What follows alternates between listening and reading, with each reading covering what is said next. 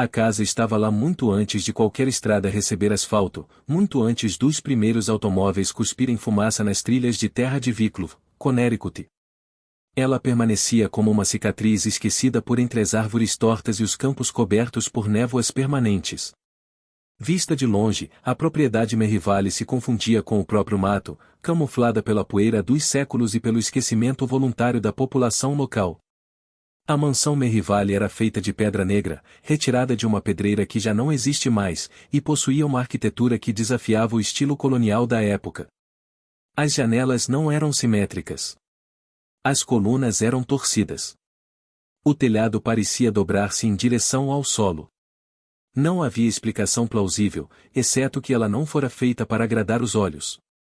Ela fora erguida para resistir. Para guardar. E o que se escondia dentro de suas paredes era, há gerações, o fardo de uma linhagem inteira.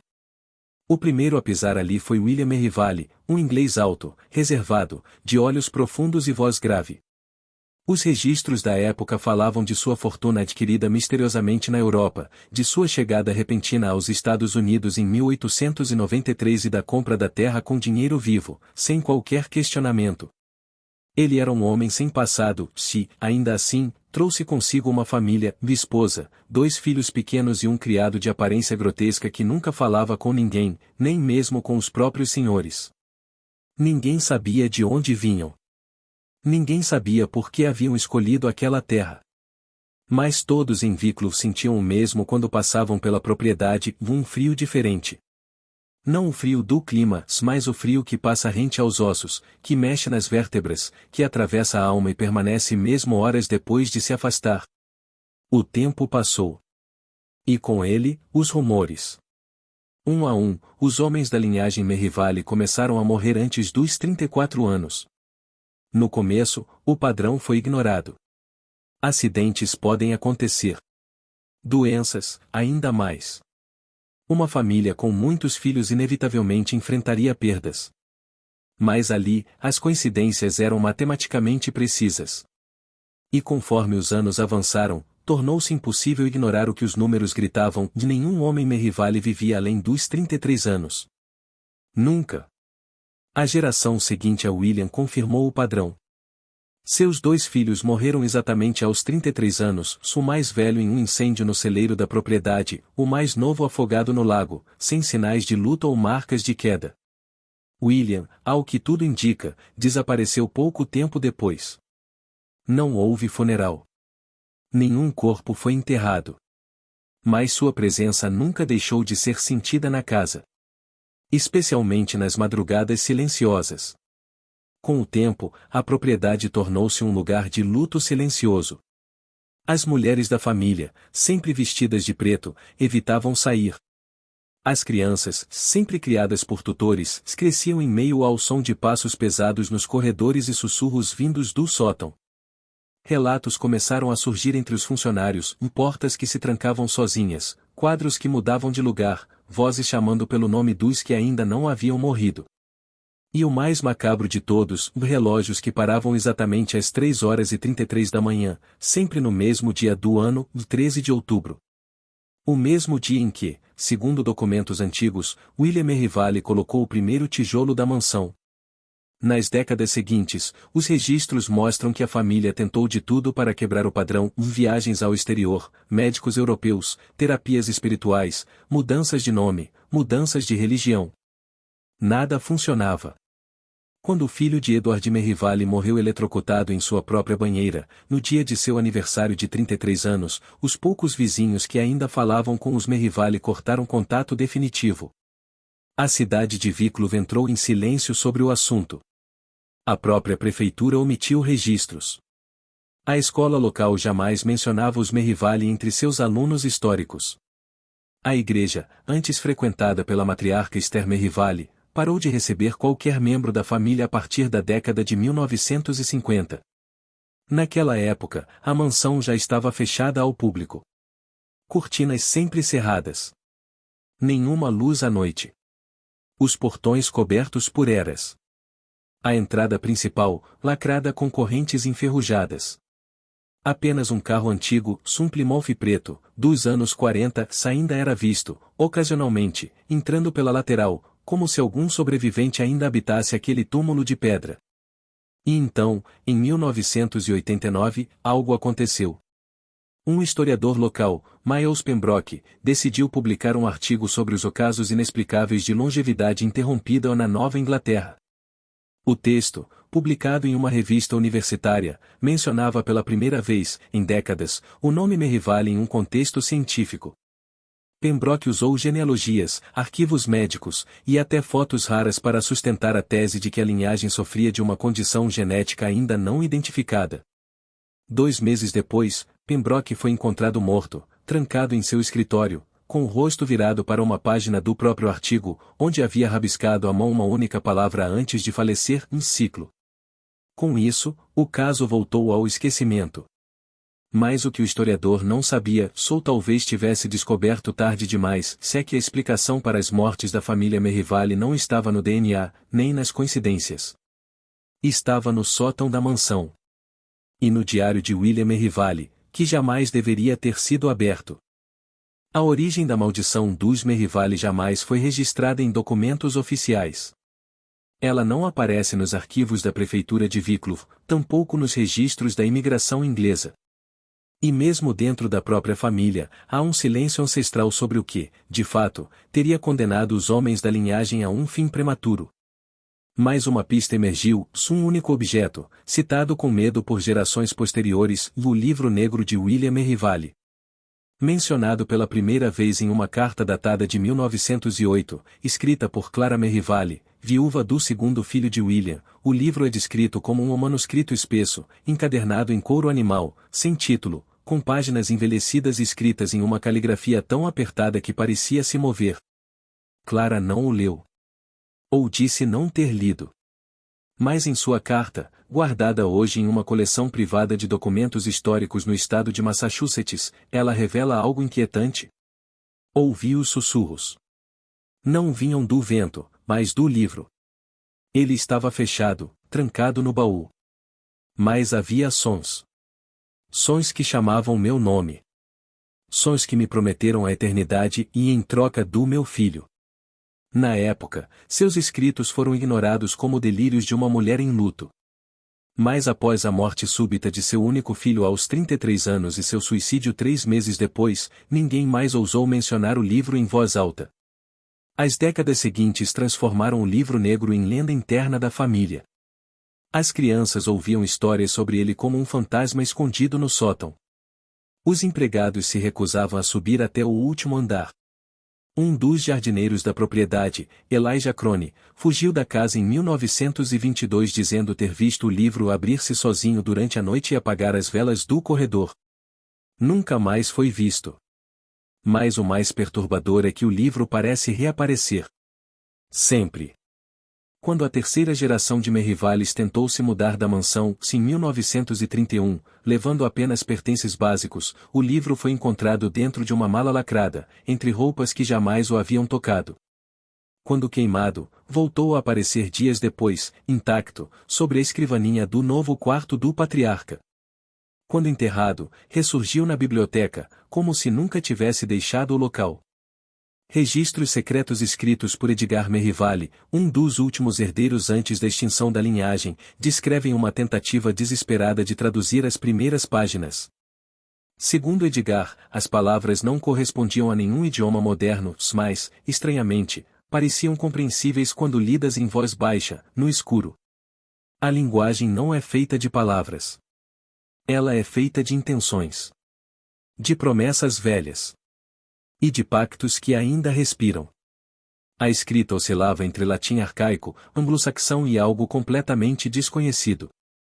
As margens das páginas estavam cobertas por desenhos espirais, olhos abertos, mãos deformadas e símbolos repetidos, o mais constante, um círculo envolto por 3 chamas que se curvavam em direções opostas.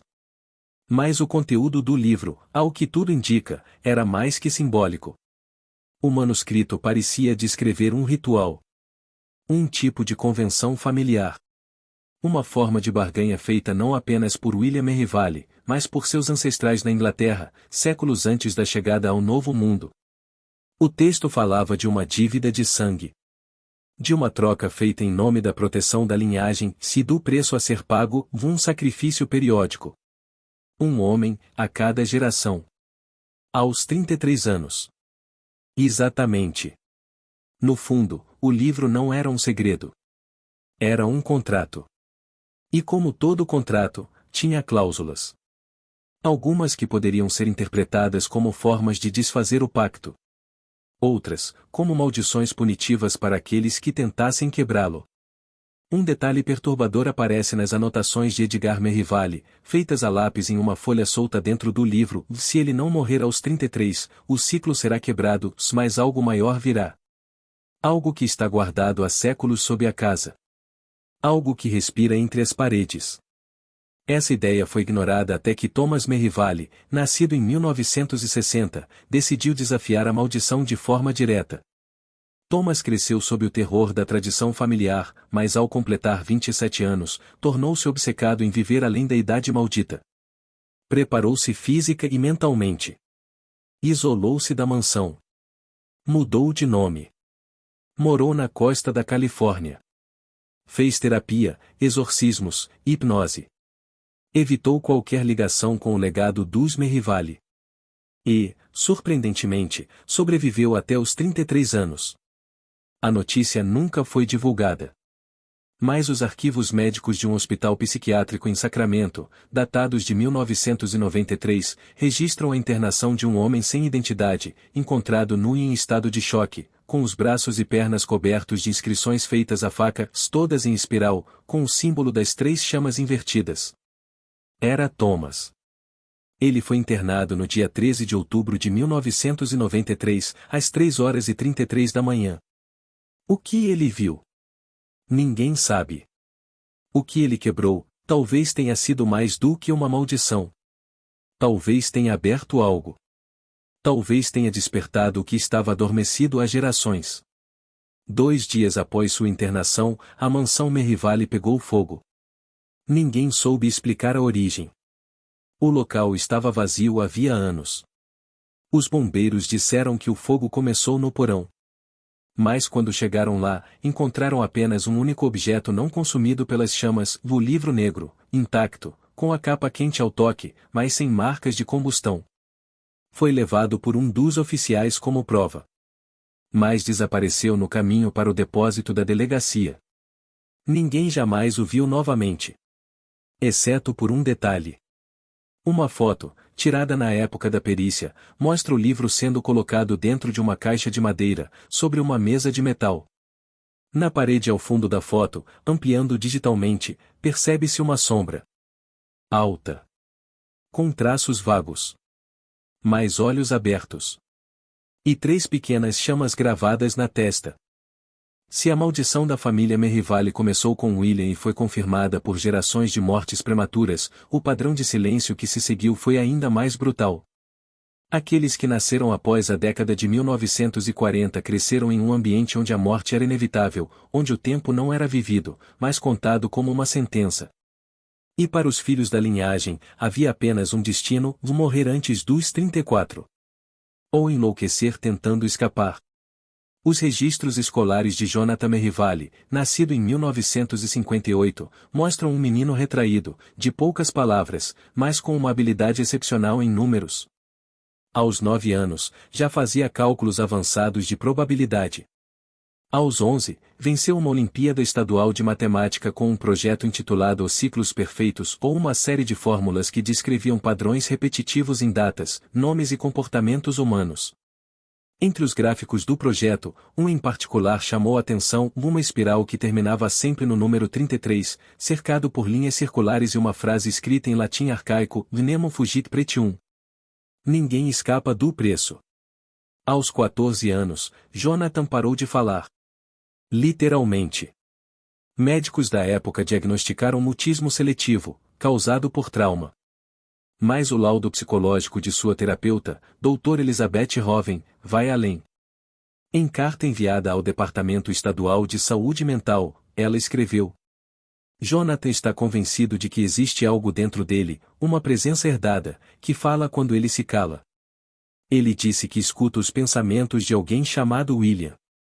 Mas não é o bisavô. Segundo ele, esse William nunca morreu. Está apenas adormecido. Dentro da casa. E dentro do sangue. Jonathan foi institucionalizado aos 17 anos. Morreu aos 33, de parada cardíaca enquanto dormia. Sua história, no entanto, não foi a única. Os arquivos reunidos por investigadores independentes nos anos 2000 apontam pelo menos 11 mortes de homens Merivale entre 1950 e 1990, todos exatamente aos 33 anos. Em algumas dessas mortes, há coincidências perturbadoras. Relógios parando às 3 horas e 33. Espelhos quebrados sem toque físico. Cães latindo por horas antes do falecimento. Presença de símbolos estranhos desenhados com carvão, sal ou sangue. Nenhum dos familiares quis falar com a imprensa. Nenhum deles tentou romper o ciclo. Em vez disso, formou-se dentro da linhagem um tipo de culto silencioso. Seus herdeiros se preparavam para morrer, como padres se preparam para a clausura. Muitos deles registravam sonhos recorrentes, quase idênticos entre si. Estou preso em uma sala de pedra. Há chamas que me cercam. Uma voz diz que preciso pagar. Mas não diz pelo quê. No centro da sala, uma criança me observa. Ela não tem rosto. Esses sonhos foram registrados por pelo menos 5 membros distintos da família, em décadas diferentes, em diários distintos, nunca compartilhados entre si. A semelhança é inegável. Outro padrão surgiu nas mulheres da família. Diferente dos homens, elas viviam vidas longas, mas carregavam consigo o peso do ciclo. Eram elas que cuidavam dos filhos. Eram elas que preparavam os aniversários, sempre sem balões, sem velas. Eram elas que trancavam as portas às 3 da manhã, mesmo quando seus filhos já estavam mortos. A mais conhecida entre elas foi Beatrice Merivale, tia-avó de Thomas, que viveu até os 82 anos. Em seus últimos anos, trancada em uma casa de repouso em Boston, escreveu centenas de páginas de confissões, registros particulares do cotidiano Merivale que jamais foram publicados, mas acabaram vazando na internet em 2016. Em um desses trechos, ela afirma: "Não é que morremos aos 33. É que algo nos cobra aos 33. Nós pertencemos a isso. Nas nossas veias não corre só sangue.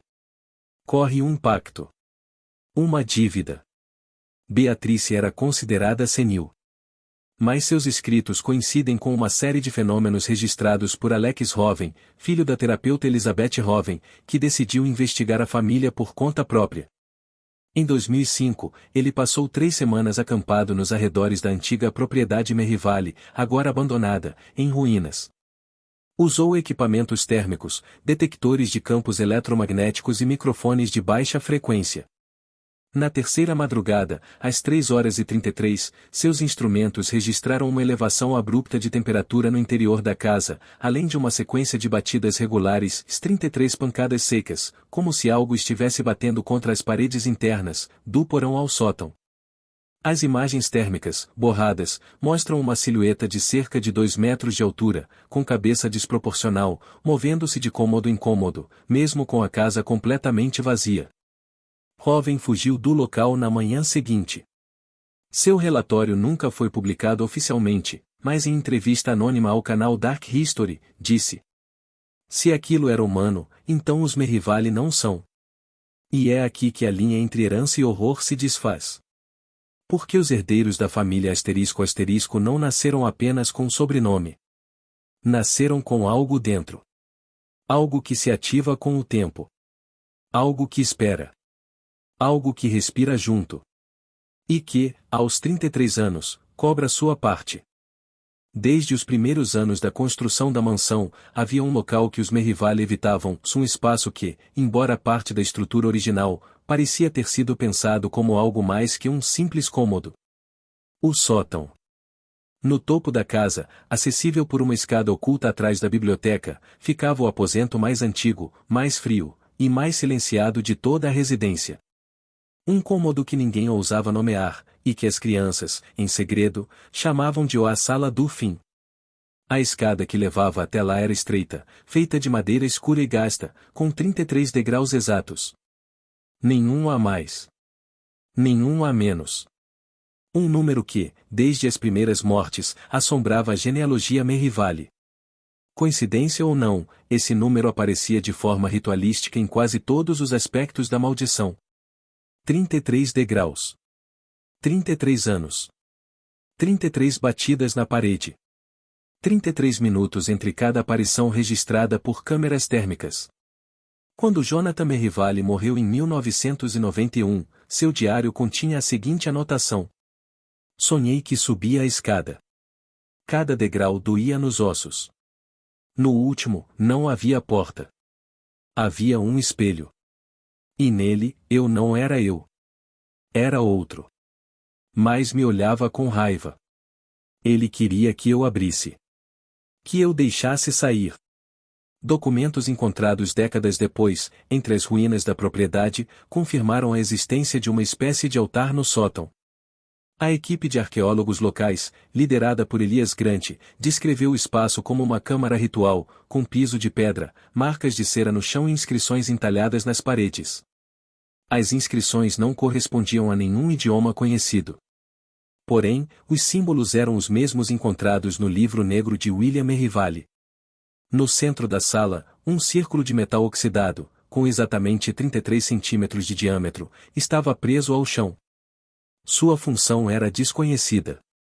Mas ao redor dele, havia pequenos sulcos no piso, como se algo tivesse sido arrastado ali várias vezes.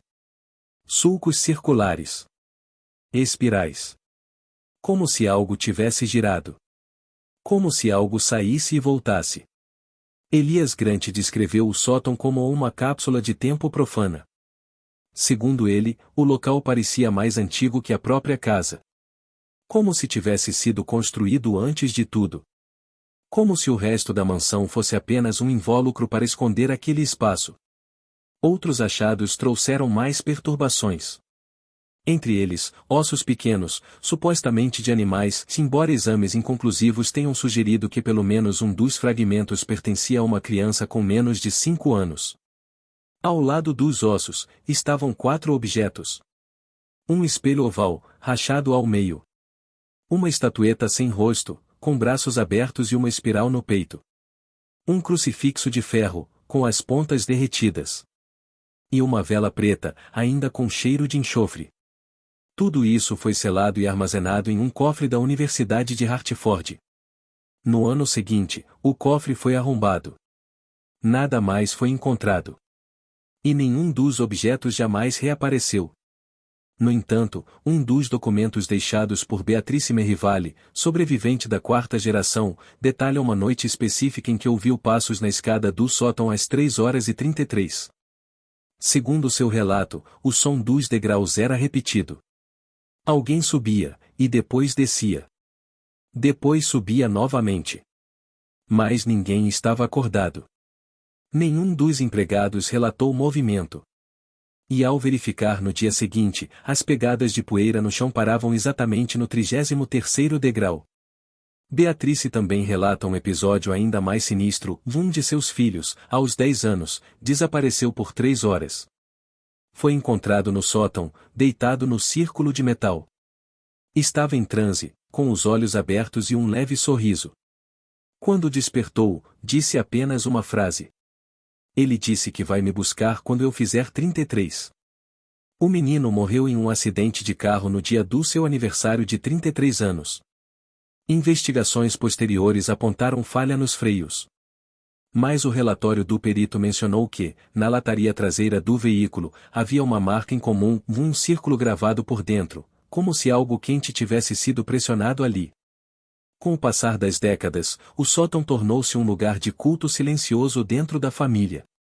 Muitos acreditavam que ali residia a origem da maldição. Outros achavam que ali vivia o próprio William, ou aquilo que ele havia invocado. Nenhum herdeiro ousava abrir a porta depois dos 20 anos. Era comum selá-la com sal, símbolos religiosos e até sangue de animal. Mas nada parecia conter os eventos que ocorriam às 3h33, ano após ano. Uma última descoberta, feita por Alex Hoven em 2014, confirmou o que muitos temiam. Durante uma expedição não autorizada à casa, ele conseguiu acessar o sótão e filmar parte do espaço. Ao vasculhar uma das paredes, encontrou um compartimento oculto, contendo 7 pequenos cadernos, com capas negras e páginas numeradas. Cada um com 33 páginas exatas. Todos estavam em branco, exceto o último. Na última página do último caderno, escrito em tinta escura, havia apenas uma frase. Quando o último Merrivale subir os 33 degraus, e o ciclo será completo. O nome dele era Thomas Elias Merrivale, nascido em 28 de abril de 1960, na ala leste da mansão Merrivale. Era o primeiro filho homem da 6ª geração da linhagem, herdeiro direto da maldição. Diferente dos outros, Thomas nasceu em um momento em que a família já havia sido quase completamente esquecida pela sociedade. A mansão era isolada, a fortuna estava em ruínas, e os sobreviventes da linhagem viviam mais como zeladores de uma tragédia do que como membros de uma aristocracia esquecida. Mas Thomas era diferente. Desde pequeno, ele não aceitava o silêncio. Aos 7 anos, ao descobrir sobre as mortes de seus tios e primos, questionou diretamente a mãe sobre os 33 anos. Aos 12, começou a escrever em um caderno escondido sob o assoalho, registrando sonhos, visões e premonições. E aos 16, fez uma promessa a si mesmo, ele seria o primeiro a quebrar o ciclo. Aos 18 anos, fugiu da mansão em plena madrugada, deixando apenas uma carta. Se eu continuar aqui, estarei morto antes dos 34. Mas se eu for embora agora, talvez leve o mal comigo. E talvez ele se perca no caminho. O destino de Thomas foi, por um tempo, incerto. Registros mostram que ele viveu sob nomes falsos na Califórnia, Oregon e até no Canadá. Trabalhou como marinheiro, caseiro, zelador, e até jardineiro em uma paróquia no interior de Alberta. Nunca ficou mais de 3 anos em um mesmo lugar. Nunca revelou sua verdadeira identidade. E jamais se casou. Mas os sonhos o seguiram.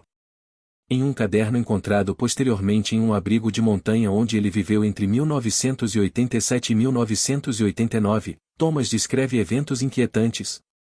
O som de batidas na porta às 3h33, mesmo sem eletricidade ou sinal de visitantes. Espelhos se desfazendo em sua presença, mesmo novos. Relógios que paravam sempre no mesmo minuto e segundo. E uma figura que aparecia em visões, e um homem alto, vestido de preto, com 3 pequenas chamas na testa, que sempre repetia a mesma frase em latim, rede debitum. Pague a dívida. O tempo avançava, e com ele, o desespero de Thomas. Aos 30 anos, em 1990, ele redigiu uma carta de 33 páginas endereçada ao que restava da família Merrivale. Nela, narrava o que sentia como uma perseguição espiritual ativa, como se, ao fugir, houvesse provocado uma resposta. A carta foi enviada por correio, mas o envelope chegou completamente vazio. Nenhuma página estava dentro. Aos 33 anos, Thomas começou a apresentar sinais de deterioração mental.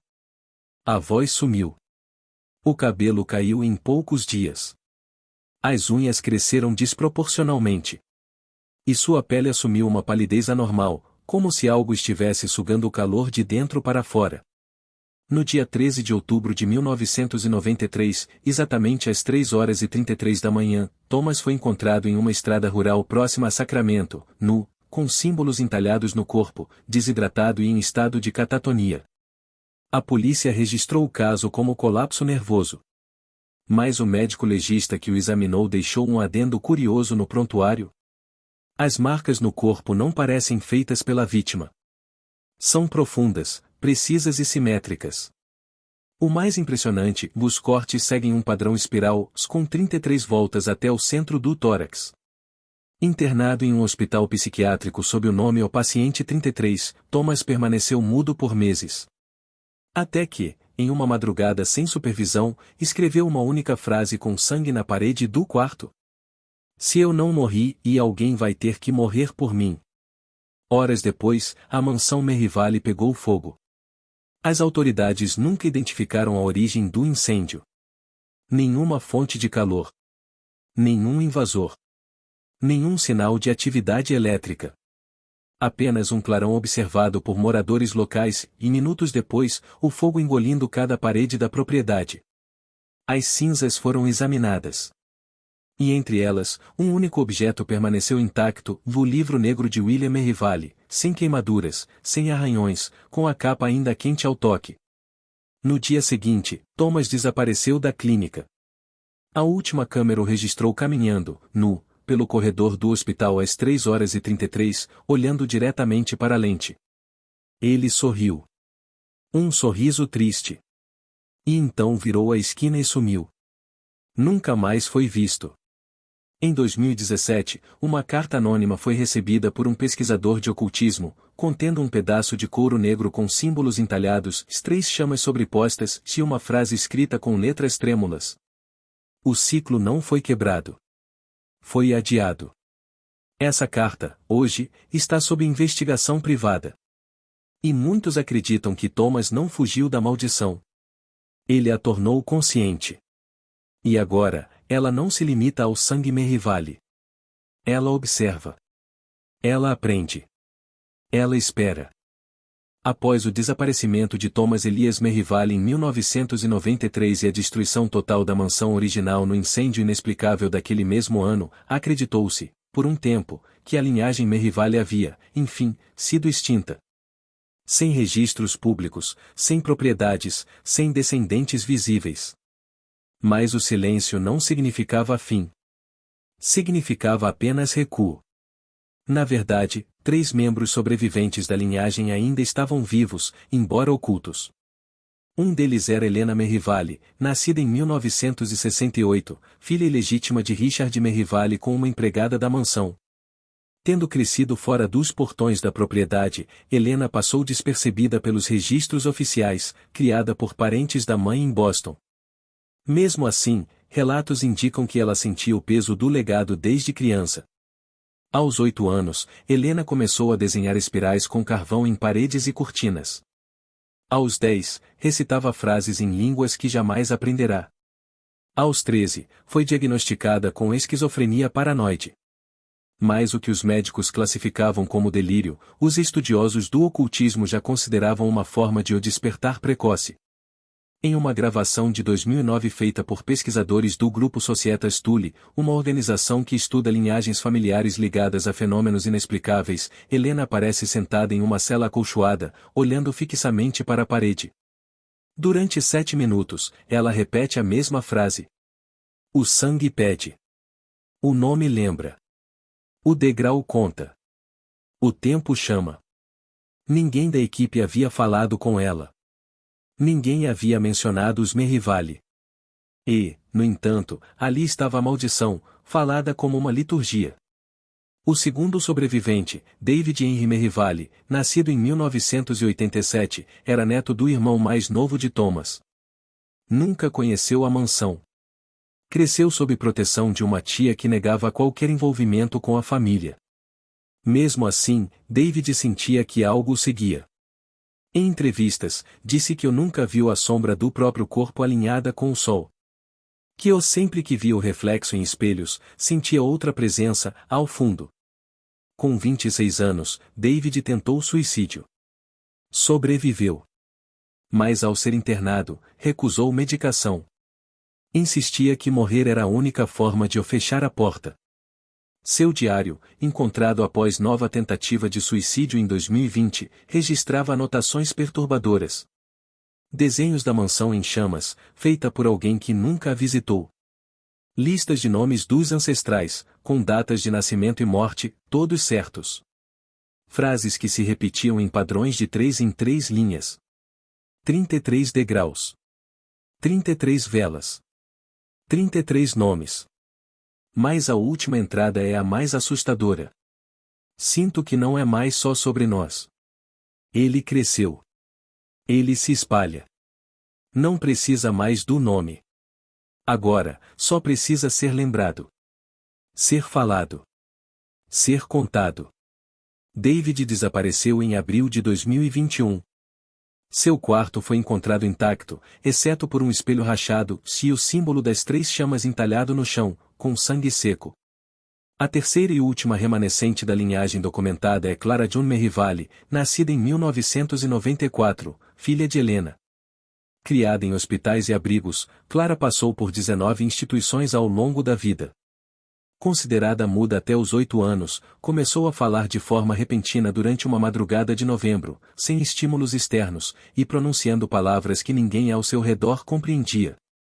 Foi filmada por uma assistente social dizendo: "O ciclo fecha quando ela chegar aos 33. Mas se alguém contar a história, ele acorda mais cedo." O vídeo só foi descoberto anos depois, quando pesquisadores conectaram seu nome à genealogia Merrivale. Mas o que mais surpreende é a imagem que Clara desenhou durante seu tempo na clínica St. Delila's Home, no Maine. Em um mural de quase 2 metros, ela pintou a antiga mansão, com detalhes arquitetônicos perfeitos, idênticos aos registros fotográficos de 1910, e no topo, uma criatura negra, humanoide, com 3 chamas nos olhos, e uma escada subindo até sua boca. O quadro foi removido. Mas, segundo relatos, reapareceu dias depois na parede de outro quarto, mesmo após a demolição da ala onde Clara o havia feito. Nos dias atuais, há quem diga que os Merrivale foram apagados propositalmente. Que a destruição da casa, os desaparecimentos e os registros sumidos fazem parte de um esforço para impedir que a maldição se espalhe por memórias, histórias e principalmente por palavras. Mas já é tarde demais. A história está sendo contada. As palavras estão sendo lidas. E, como Clara escreveu em sua última parede, antes de desaparecer em 2024, ele está escutando agora. As maldições não morrem com as pessoas. Elas sobrevivem em nomes, em lugares, em símbolos. E, mais que tudo, sobrevivem na lembrança de quem escuta. A história dos Merrivale, por décadas, esteve confinada ao interior de uma mansão esquecida, em registros selados e nas paredes cobertas de musgo. Mas nem mesmo o fogo destruiu suas raízes. Porque a mansão era apenas o invólucro. O verdadeiro coração da maldição sempre foi a crença. E agora, o que era segredo está sendo contado. E toda história, uma vez narrada, se torna semente. Em 2025, uma equipe de pesquisadores da Universidade de Vermont, liderada por historiadores e especialistas em folclore americano, iniciou um projeto de mapeamento de linhagens silenciosas ou famílias com padrões de mortalidade ou eventos inexplicáveis repetidos por gerações. Entre os dados compilados, os Merrivale ressurgiram. E com eles, um novo alerta: outros sobrenomes, próximos à linhagem original, começaram a apresentar sinais semelhantes. Famílias cujos descendentes morrem aos 33. Famílias que não compartilham DNA, mas compartilham território. Famílias que, mesmo sem conhecer os Merrivale, carregam consigo o símbolo das 3 chamas em objetos antigos herdados de avós, bisavós e tataravós. É como se o pacto tivesse se espalhado. Como se, ao tentar escapar, Thomas Merrivale tivesse liberado algo que estava preso. Não apenas a maldição de uma linhagem, mas um padrão. Um ritual. Uma entidade. Nos anos seguintes, diversos relatos surgiram em fóruns da Deep Web. Jovens que sonham com uma escada de 33 degraus. Pessoas que acordam exatamente às 3h33, sem explicação. Vultos altos com 3 pontos incandescentes no rosto, sempre nos cantos do quarto, observando em silêncio. Os especialistas começaram a chamar esse fenômeno de o contágio de herança. Não é mais apenas uma maldição genética. É uma narrativa contaminante. Ela se propaga por símbolos, por leitura, por memória. E o mais perigoso, por reprodução. Toda vez que essa história é contada, o ciclo renasce. Hoje, se você procurar o nome Merrivale em cartórios ou censos, encontrará lacunas. Documentos rasurados. Fotos ausentes. Como se o nome estivesse tentando se apagar. Mas ele nunca desaparece completamente. Porque agora, ele respira em quem ouve. Em quem lê. E, principalmente, em quem acredita. Você está lendo esta história. Você chegou até aqui. Você leu cada símbolo. Cada número. Cada degrau. E talvez ache que tudo isso seja apenas uma narrativa sombria. Apenas ficção. Apenas um conto. Mas os Merrivale também pensavam assim. No início, eles construíram uma casa com 33 degraus até o sótão. Você passou por esses degraus agora, nas páginas, nas palavras, nos minutos gastos. Cada linha foi um passo. Cada símbolo, uma chave. E quando chegou aqui, você entrou. O ciclo precisa de alguém para continuar. Precisa de alguém que saiba. Que fale. Que sonhe. Que escute o que está entre as palavras. Se esta história ficar na sua mente esta noite. Se você acordar às 3h33, mesmo que só uma vez. Se você sonhar com degraus, espirais ou com alguém sem rosto. Não é coincidência. É o início do novo ciclo. O seu. E lembre-se.